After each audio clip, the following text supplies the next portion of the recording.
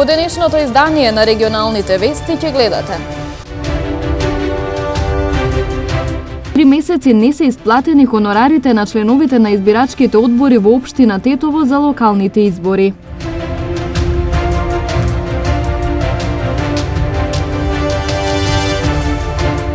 Во земјава се евидентирани 652 лица со ретки болести, лани диагностицирани и неколку случаи на ултраретки болести.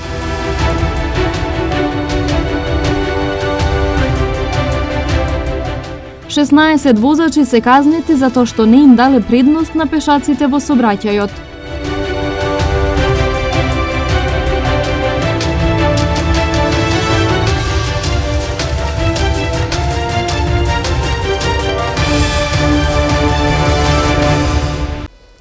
Општина Тетово има блокирана жиросметка и 3 месеци не може да ги исплати членовите на избирачките одбори за локалните избори во 2021 година. 1170 лица кои биле членови на избирачките одбори и членови на Општинската изборна комисија од општина Тетово на локалните избори во октомври 2021 година се уште не примиле надоместок за извршената работа. Секретарот Назми Даути вели дека исплатата не може да се изврши поради блокирана сметка на општината, поради што комисијата испратила барање за исплата до Државната изборна комисија, а оттаму до Министерството за финансии. Само за Тетово станува збор за 1170 лица, пошто ние имаме 117 избирачки места, секој избирачко место има 10 лица ангажирани, значи од председателот па до заменик членови од редот на администрацијата и од редот на политичките партии, исто така и членовите на општинските изборни комисии уште не се исплатени. Значи само за нашата општина се работи за една сума од 12.200.000 денари, што нашата општина не може моментално да ги обезбеди тие средства, ради тоа ние и се обраќавме до Државната изборна комисија за да можат тие да ни излезат у пресред и преку Министерство за финансии тој надомест да се надокнати кај членовите на избирачки. Барам да имаат членовите на избирачки одбори трпение, мислим дека ова работа мора да биде, пошто тоа е законски регулирано, мора и да се исплатат членовите на изборни органи. Дали и кога ќе бидат исплатени средствата, упативме прашање преку електронски пат до Министерството за финансии, но до овој момент одговор не добивме. Доктор Злате Мехмедовиќ стана дел од Комисијата за заразни болести. Тој истакна дека треба повеќе да се зборува во јавноста во научна смисла, за да не дојде до прекумерно ширење на дезинформации во врска со коронавирусот. Додаде дека е потребно да се изврши колективна имунизација на граѓаните, бидејќи се почеста е појавата на нови соеви на вирусот, со што ефектот на вакцините кои беа создадени за основниот сој може да се намали. Мислам дека се дозволи премногу простор да се шпекулира со разни дезинформации во јавноста и тоа создаде една негативна атмосфера, особено помеѓу популацијата која што е повеќе на онаа страна да не се вакцинира и да не признава дека постои вирусот или да верува во одредени теории на заговор. За жал, голем број на аргументи кои што ни стоја на располагање, зборам како луѓе кои што повеќе ја следат науката, отколку што ги следат таквите прикажувања на реалноста кои што се дезинформациони. Мислам дека тие податоци многу малку ги искористивме во изминатиот период и токму во поканата на министерот беше нотирано тоа дека треба да се зголеми комуникацијата за да се врати довербата кај граѓаните во институциите, во здравствениот систем и во тоа дека можеме да се справиме со пандемијата ако го водиме институционално целиот процес, а не ако водиме на Facebook или на било која друга социјална мрежа каде што тие дезинформации навистина правија сериозна штета на ова што денеска го гледаме. Значи резултатот на ова што денеска го гледаме како последица на тоа што таквите дезинформации овозможија да имаме многу низок процент на вакцинација и неверување во вирусот. Доколку сега не го фатиме овој последен воз да направиме колективен имунитет преку вакцинирање, веројатно е дека може се уште постои опасност да се појави нова варијанта на загриженост која што целосно ќе го заобиколува имунитетот и ќе дојдеме во ситуација да го стиснеме ресет копчето и да се вратиме на почетокот. А тоа значи јануари 2020 година, нови вакцини, нови лекови. Во Македонија евидентирани се 652 лица со ретки болести, лани диагностицирани неколку случаи на ултраретки болести. Февруари е месец посветен на нив.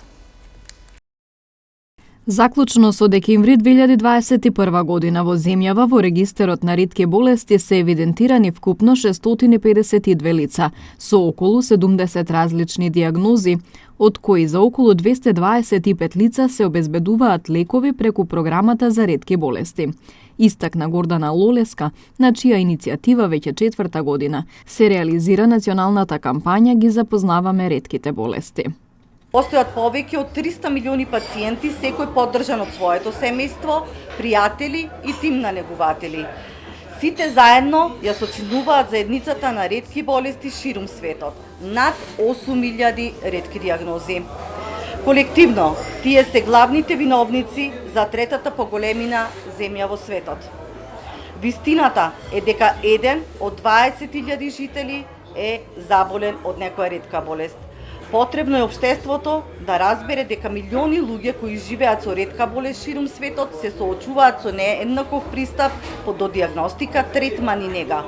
Време е да превземеме акција за да се изгради општество во кое луѓето со ретка болест имаат еднакви можности да го реализираат својот потенцијал. Основниот проблем и предизвик е што се тие ретки. Особено индивидуално, една болест, знаете, за да е ретка, таа треба да е по различни дефиниции, под 1 на 2000, под 1 на 10.000. Ние имаме ултраретки болести, под 1 на 100.000 жители, а диагностицираме еве и пациенти што се 1 на милион, еден во тој домен. И сега разбирате, ние може би имаме 1, 2, може би 10 луѓе со определена болест во нашава земја. Тие се во голема мерка не диагностицирани, затоа што за овие болести и научуваме во последниве 5-10 години, така што еден клиничар, макар и во терциерното здравство, ниту во својата едукација додипломска, ниту во специјализација и со искуството понатаму, нема шанса да се сретне со пациенти и препознавањето на ретките болести како такво од клиничка гледна точка е многу голем предизвик не само тука и секаде низ светот се разбира. Ова ковид пандемија ни создаде големи главоболки. Прво, ние не можевме во овој период да видиме, направиме редовни контроли кај деца со чести заболувања, а камоли кај оние со ретки болести. Одеднаш се прекина оној нормален ланец на снабдување со лекови. Пациентиве со ретки болести не можеа да ја добијат својата редовна терапија која што вообичаено ја набавува, да кажеме, од странство.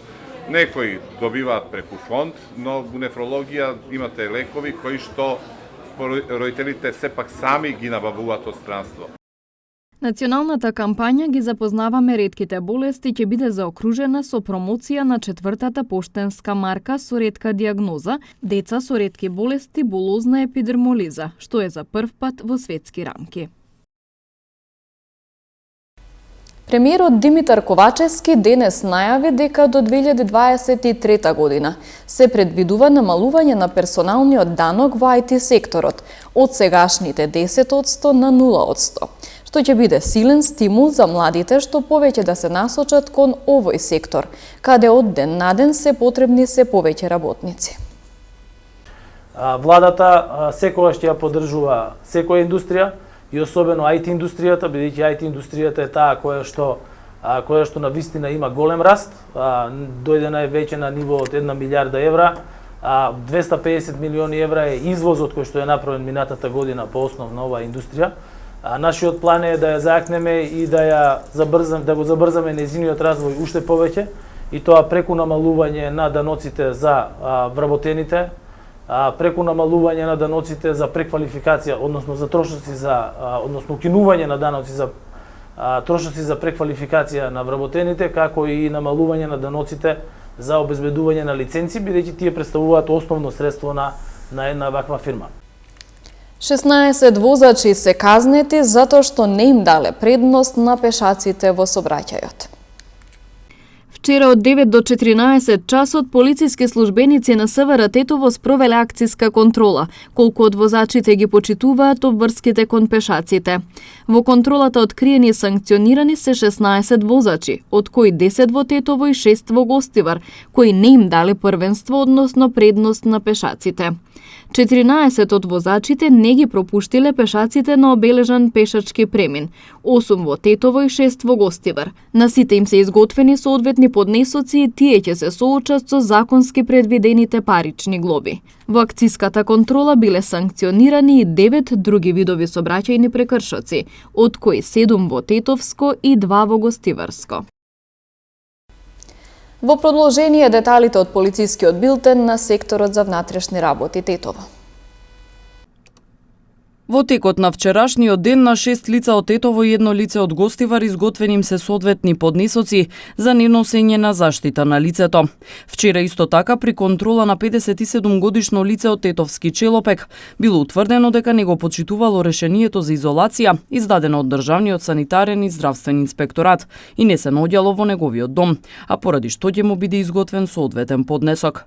Полициски службеници пак на оделението за внатрешни работи Гостивар вчера околу 13 часот лишиле од слобода 63 годишник од Гостиварско Дебреше, кој претходно извршил кражба во трговски објект на улица Никола Парапунов во Гостивар, собственост на 50 годишен гостиварец.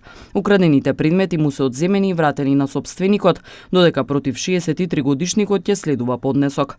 Ноќеска околу 1 часот и 30 минути, полициски службеници на оделението за внатрешни работи Гостивар лишиле од слобода 27 годишен гостиварец поради сомнение дека претходно извршил кривично дело. Според пријавеното, тој измислувајќи лажна приказна побарал од 23 годишник од Тетовска Мала Речица со возило да го превезе до Гостивар, а кога стигнале му одзел личен предмет во кој имало и документи. Украдениот предмет бил пронајден и вратен му е на собственикот. По документирање на случајот ќе следува соодветен поднесок. 63 годишник од Тетово ноќеска, 20 на минути по полноќ, во СВР Тетово пријавил дека на улица Видое Смилевски Бато во Тетово, во такси возило на тетовска компанија која тој го управувал, физички бил нападнат од машко лице. Се расчистува и документира и овој случај. Лина Ѓорчевска се пласираше во второто коло на турнирот во Манкор, Шпанија. Следуваат информациите од спортот. Лина Ѓорчевска одново имаше одличен почеток во Шпанија откако со победата на домашната тенисерка Роса Висенс Мас со 2:0 во сетови се пласираше во второто коло. Најдобрата македонска тенисерка пријави учество и на третиот турнир во Манкор, а утрово имаше одличен настап против шпанката и за нешто повеќе од 1 час се избори за посакуваната победа. Ѓорчевска отвори моќно и на противничката и препушти само 2 гема, додека во вториот сет се играше нешто поизрамнето, но Мас немаше сили за пресврт и забележа елиминација уште во првото коло. Во следното коло нашата тенисерка ќе има тешка задача, затоа што најверојатно ќе се сретне со една од најдобрите на турнирот, Керкове од Холандија, која што денес би требало да има лесна задача против Ешли Лахи. Кина пак се подготвува да биде домаќин на глобалниот спортски настани покрај дипломатските бојкоти и пандемијата со COVID-19. Пекинг од петок 4 февруари до 20 декември ќе биде во центарот на спортската јавност како домаќин на зимските олимписки игри, но американците стравуваат од кибернетски напади на мобилните телефони на надпреварувачите. FBI ги предупреди сите 3000 гледачи дека би требало мобилните телефони да ги остават дома и во Пекинг да користат привремени уреди, пишува BBC. Компанијата Citizen Lab, која се занимава со интернет безбедност, откри дека службената апликација за олимписките игри која учесниците и навивачите на игрите треба да имаат поради корона протоколите, не е безбедна кога станува збор за заштита на личните податоци и документи во уредите. Официјален Пекинг веднаш ги отфрли сите обвинувања и порача дека зимските олимписки игри, за чија организација потроши 3,5 милиарди евра, се безбедни за спортистите и гледачите. Во исто време, организациите за човекови права го поддржаат дипломатскиот бојкот на одредени земји поради третманот кој го имаат ујгурите во Кина. САД, Канада, Австралија и Обединетото кралство нема да испратат дипломатски представници во Пекинг на свечената церемонија за отворање на игрите. Нашата земја пак ќе представуваат нордиците Ставре Јада и Јана Цветановска, како и скијачот Дардан Дехари.